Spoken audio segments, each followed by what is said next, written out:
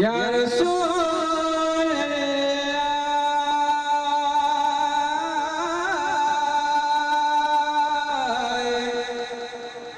वसल्लम अलैका या हबीब अल्लाह हो जे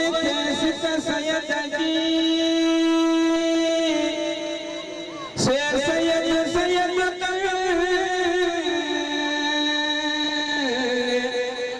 मुशाहिदा मोहम्मदी ताश करो गुडसन बारे मचो मगत जो तापत गवाज पतन साईं बख्श लो की अमर जिन नूर दिठो निंद्र में ॾाढा पढ़ो सल्लल्लाहु अलैहि या रसूल अल्लाह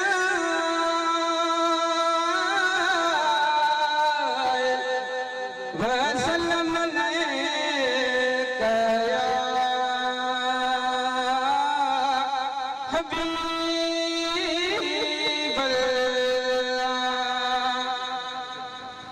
तायाब फरिश्ता हाजी गुलाम हसन साहब काफी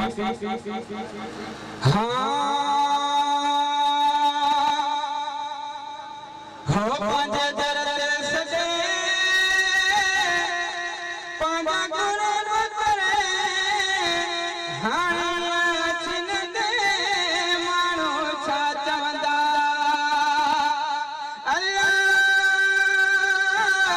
छिनींदा कदे मानो छा चवंदा पंज दरद सजे पंज गुरु करे हाणे छिन दे मानो छा चवंदा अल्लाह छिनींदा कदे मानो छा चवंदा है तो जो दर में दानो वठी सोना खाधो सी छा छा ना वठी घरों घर तॾी बिना डोल हाणे छिन दे माण्हू छा चवंदा अल्लाह छिनींदा कदे माण्हू छा चवंदा पंहिंजे दर ते सॾे पंहिंजा कुर्ब करे हाणे छिन दे माण्हू छा चवंदा ॾाढे जो सुभान अल्लाह है तो भी जरत कयो दीवाना तुझो शान शान शाना छोजो दुर खां वठी मुद में रहे हाणे छिन दे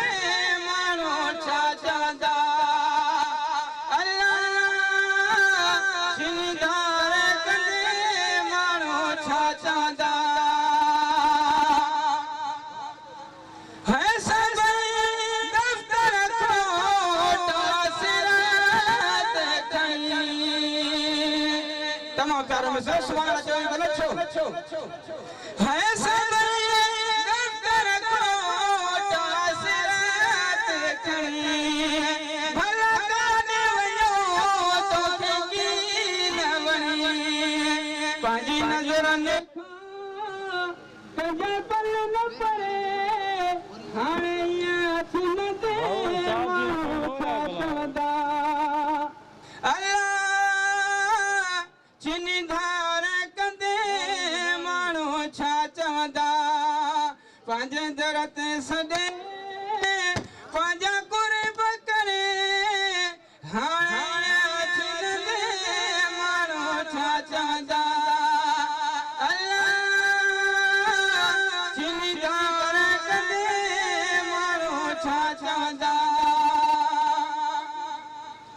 है सब के सखी